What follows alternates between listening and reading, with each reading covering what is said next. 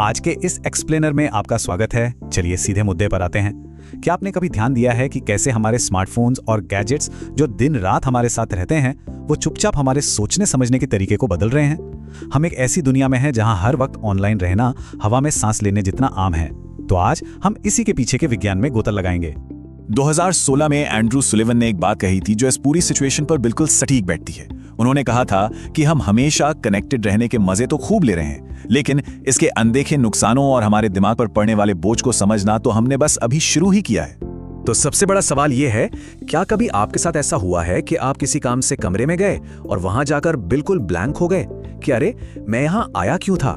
जो डिवाइस हमें ज्यादा स्मार्ट और फास्ट बनाने के लिए डिजाइन किए गए थे वो अक्सर हमें इतना थका हुआ और बुलक्कड़ क्यों महसूस कराते हैं? आज हम कुछ बेहद दिलचस्प साइंटिफिक रिसर्च के जरिए इस पहेली को सुलझाएंगे।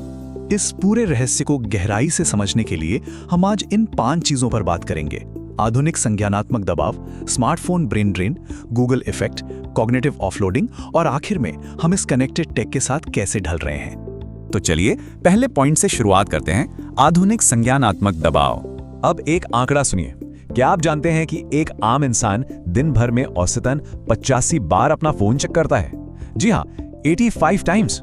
सुबह उठकर अलार्म बंद करने से लेकर रात को सोने से पहले आखिरी रील देखने तक ये सिलसिला चलता ही रहता है।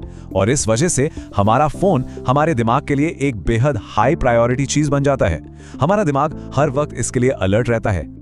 और इसी से जुड़ा है हमारा अगला टॉपिक, जिसे हम स्मार्टफोन ब्रेन ड्रेन कह सकते हैं। यहाँ एक बहुत ही कमाल का एक्सपेरिमेंट हुआ था। एड्रियन वार्ड और उनकी टीम ने लोगों को 3 अलग अलग सिचुएशन में रखा। कुछ का फोन उनकी डेस्क पर उल्टा रखा गया, कुछ का फोन जेब या बैग में था और कुछ का फोन बिल्कुल दूसरे कमरे में रखवा दिया गया। सबसे मजेदार बात, सभी फोन पूरी तरह साइलेंट थे। कोई आवाज नहीं, कोई वाइब्रेशन नहीं। मकसद ये देखना था कि बिना बजे भी क्या फोन का असर दिमाग पर पड़ता है। इसके रिजल्ट्स देखने से पहले एक कॉन्सेप्ट को समझते हैं, वर्किंग मेमोरी कैपेसिटी यानी WMC। इसे ना आप अपने दिमाग की रैम समझ लीजिए। जैसे कंप्यूटर में रैम होती है, वैसे ही हमारे पास एक समय में किसी काम पर फोकस करने के लिए सीमित मानसिक ऊर्जा होती है। WMC बस यही मापता है कि उस ऊर्जा का कितना हिस्सा अभी हमारे पास काम करने के लिए मौजूद है। और इसके रिजल्ट्स वाकई चौंकाने वाले थे। जिन लोगों का फोन उनके ठीक सामने डेस्क पर था, उनका कॉग्निटिव टेस्ट में परफॉर्मेंस सबसे खराब रहा, और जिनके फोन दूसरे कमरे में थे उन्होंने सबसे बेस्ट परफॉर्म किया। किसी ने फोन छुआ तक नहीं था, फिर भी सिर्फ फोन की मौन मौजूदगी ने उनके दिमाग की रैम का एक बड़ा हिस्सा सोख लिया था। और डेटा आगे जो दिखाता है वो और भी दिलचस्प है।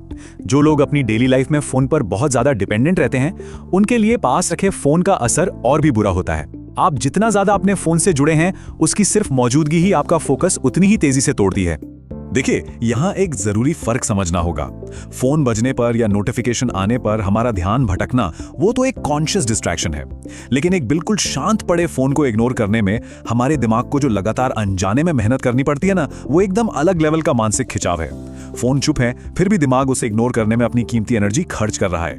खैर, हार्डवेयर से थोड़ा आगे बढ़ते हैं और सॉफ्टवेयर की बात करते हैं, खासकर गूगल इफेक्ट की। गूगल इफेक्ट, जिसे डिजिटल एमनीशिया भी कहते हैं, इसका सीधा सा मतलब है कि जो जानकारी हमें इंटरनेट पर आसानी से मिल सकती है, हमारा दिमाग उसे भूलने लगता है। जरा सोचिए, आपको अपने बचपन के कितने फोन नंबर याद हैं? बहुत सारे। और आज अपने सबसे पक्के दोस्त का नया नंबर याद है क्या? शायद नहीं। हमारा दिमाग अब यह तय करने लगा है कि क्या याद रखना जरूरी है और क्या नहीं।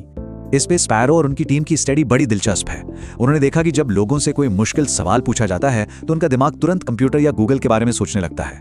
लोग उन फैक्ट्स को आसानी से भूल जाते हैं जो उन्हें लगता है कि कहीं सेव किए जा सकते हैं। कमाल की बात तो यह है कि लोग डेटा भूल जाते हैं, लेकिन वो डेटा किस फोल्डर में या कहां सेव किया था, वो लोकेशन उन्हें बखूबी याद रहती है।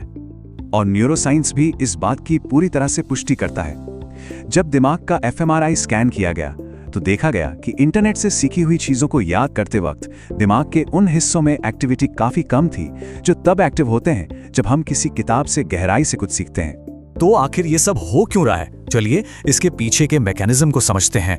असल में हमारा दिमाग कुदरती तौर पर थोड़ा एनर्जी बचाने वाला होता है। वो हमेशा अपनी मेहनत कम करना चाहता है। इसे कॉग्निटिव ऑफलोडिंग कहते हैं। अगर इंटरनेट एक एक्सटर्नल हार्ड ड्राइव की तरह काम कर सकता है, तो दिमाग खुशी खुशी अपनी याद रखने की जिम्मेदारी उस टूल को सौंप देता है। और यहीं ट्रांजैक्टिव मेमोरी का कॉन्सेप्ट आता है, जो बहुत ही शानदार है। ऐतिहासिक तौर पर हम जानकारी के लिए अपने दोस्तों या परिवार पर निर्भर रहते थे कि उस टॉपिक के बारे में तो उसे पता होगा।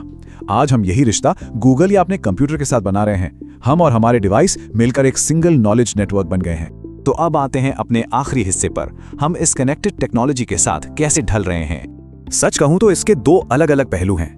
एक तरफ डर है कि हम चीजों को गहराई से समझना भूल रहे हैं और अपनी नॉलेज को लेकर कुछ ज्यादा ही ओवर कॉन्फिडेंट हो रहे हैं। लेकिन दूसरी तरफ कुछ एक्सपर्ट्स मानते हैं कि ये एक बहुत बड़ा फायदा भी है। रटने की झंझट खत्म होने से हमारा दिमाग अब बड़ी, क्रिएटिव और कॉम्प्लेक्स प्रॉब्लम्स को सॉल्व करने के लिए पूरी तरह से फ्री हो गया है। तो ऐसे में हम अपने इस डिजिटल माइंड को कैसे नेविगेट करें? देखिए, सिर्फ फोन को उल्टा रख देना या उसे साइलेंट कर देना काफी नहीं है, जैसा कि हमने पहले देखा। अपनी मेंटल एनर्जी को वापस पाने के लिए जानबूझकर कुछ समय के लिए फोन से फिजिकली दूर रहना बहुत जरूरी है। इंटरनेट हमारी एक्सटर्नल मेमोरी है, ये मानना ठीक है, लेकिन हमें अपनी क्रिटिकल थिंकिंग को बचाकर रखना होगा। और इस एक्सप्लेनर के अंत में एक बड़ा ही गहरा और सोचने वाला सवाल पीछे छूट जाता है। जैसे जैसे ये डिजिटल मेमोरी और एआई सिस्टम और ज़्यादा पावरफुल होते जाएंगे, क्या हमारा इंसानी दिमाग बस एक इंडेक्स या सूची बनकर रह जाएगा, जिसे सिर्फ इतना याद रखना होगा कि कौन सी जानकारी इंटरनेट पर कहाँ खोजनी है? आगे जाकर मानव विकास क्या मोड़ लेगा, इस बारे में आपका क्या सोचना है?